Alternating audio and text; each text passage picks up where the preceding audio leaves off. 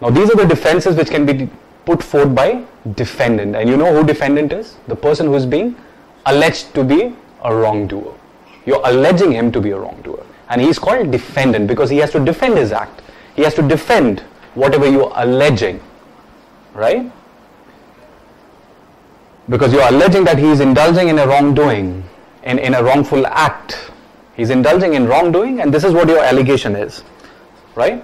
And he will defend such allegations. Okay, you must remember, you're alleging him. You're not accusing him. The word accusations are, the word accusation is confined to criminal law. Remember this thing, there's a difference. In civil law, you allege. Whereas in criminal law, you accuse. And that's why the person who is being accused of doing something is called accused.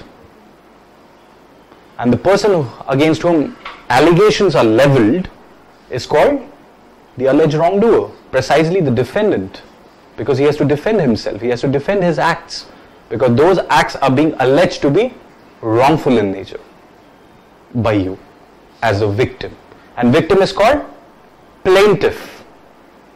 He is the plaintiff because he is the one who approached the court. Plaintiff, remember this thing. The victim in civil law is called plaintiff. P-L-A-I-N-T I-double-F. Absolutely. Plaintiff. Okay, so what are the defenses available to a defendant? The first and the foremost one is voluntary non-fit injuria.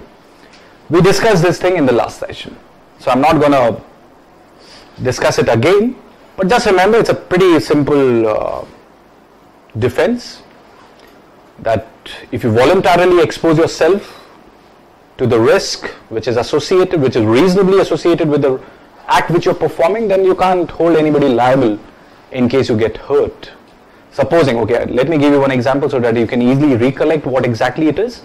Supposing you decide to watch a cricket match inside the stadium, sitting in the gallery as a spectator, right? Now what risk you are running, you are exposing yourself to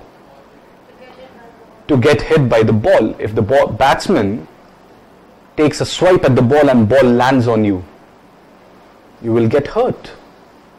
But you are exposing yourself to such kind of risk of being hurt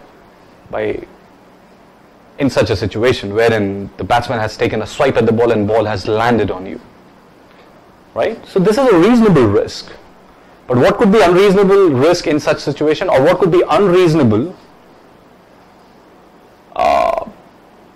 infliction of injury in such a situation? What if the roof of the stadium falls on you? Now, that is unreasonable. You never expose yourself to such kind of risk, right?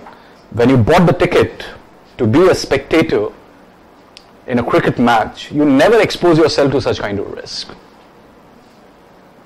Or did you? No, you did not, because it's very unreasonable. This risk of sitting under a dilapidated structure wherein the structure falls on you, the roof precisely falls on you, is completely unreasonable. It's something which is not foreseeable on the part of any spectator. You were not told, you were not informed beforehand that this is a very, very shaky structure, it can fall any time. So you are sitting at your own, you have to sit at your own risk. You were not informed such things, right? So that is why it is not reasonably, and secondly, it is not reasonably associated with watching a cricket match. Cricket has got nothing to do with the structure, which is in a precarious state, which can fall any time, right? Is this clear? So voluntary non-fit injuria is a defense which can be very well taken by the organizers of the cricket match in case you got hurt because a ball landed on you. Because defendant can take such a defense. That when you decided to be a spectator in a cricket match, you expose yourself to this kind of risk. And it's a risk which is reasonably associated with watching a cricket match. So this is what is there in voluntary non-fit injuria. We discussed in much detail at length in the earlier session. Now the next one is plaintiff is a wrongdoer. Plaintiff himself is a wrongdoer. It's also a good defense. Now this is precisely, this whole aspect of plaintiff being the wrongdoer is covered under a concept called contributory negligence, or you can write it down. Either it is addressed as a principle of contributory negligence or doctrine of last opportunity.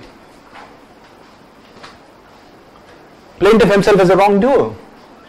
Supposing you have to cross a street, a busy street,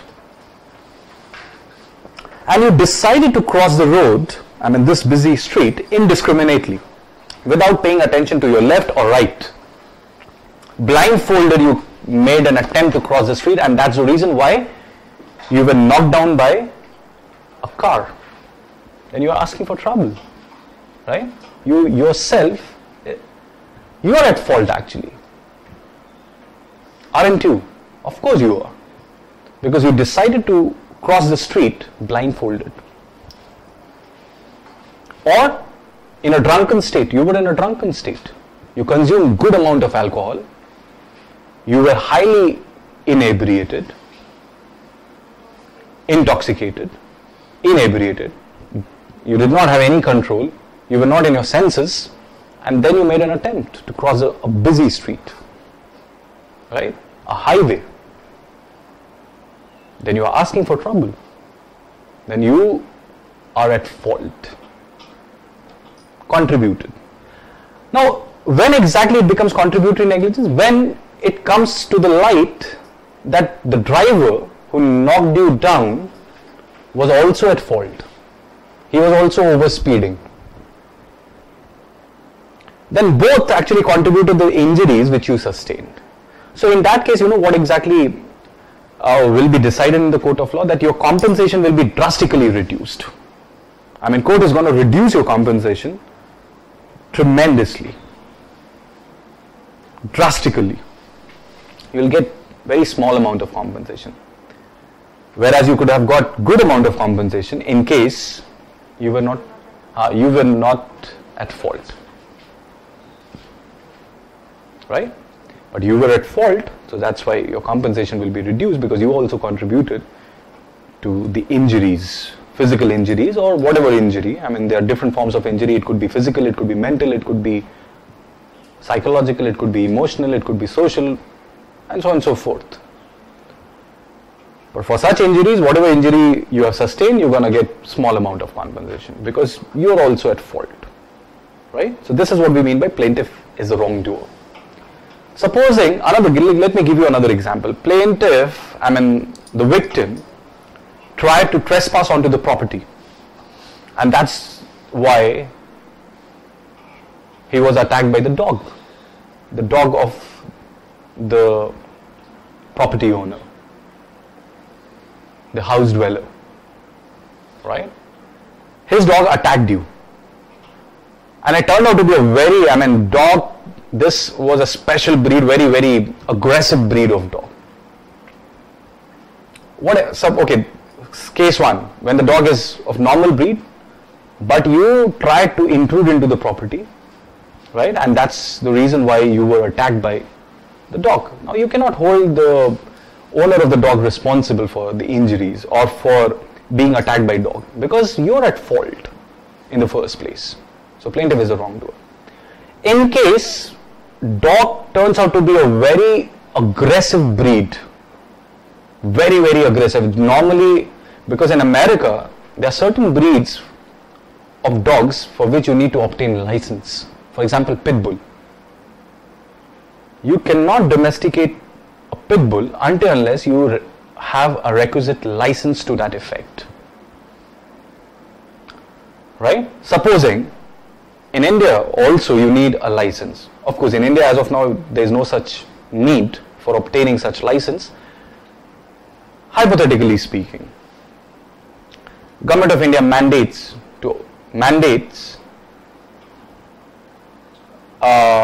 such license for keeping such dogs, such aggressive breeds of dogs. Now in that case, without license you started domesticating pit bull or another aggressive breed? Doberman, or Alsatian, I mean German Shepherd, all these are very aggressive breeds of dog.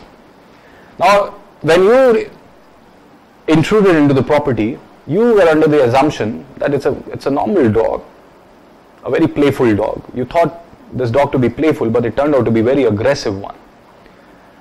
Then, since you are at fault in the first place, but definitely you will receive some compensation, because the person who domesticated this dog in such premises is at more fault, because without obtaining license, without even notifying, supposing he did not even notify on the entrance gate that such a breed of dog, such an aggressive breed of dog is there, which you can encounter.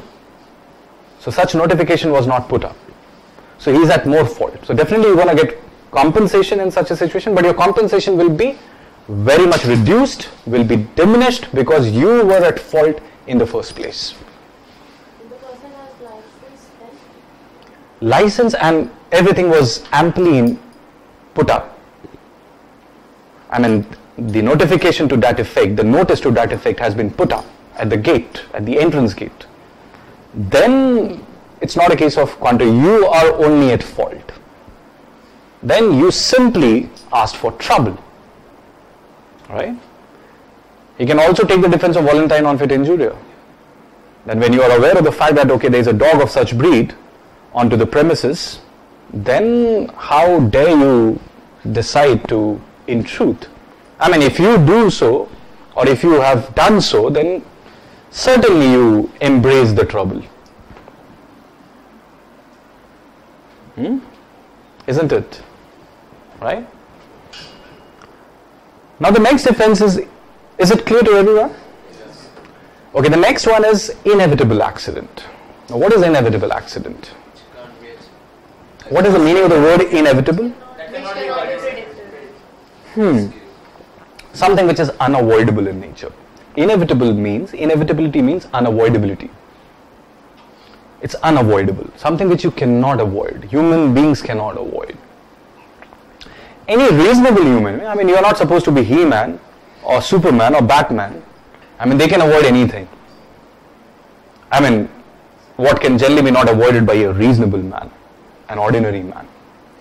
And remember, law always expects you to be reasonable in your conduct, not extraordinarily reasonable.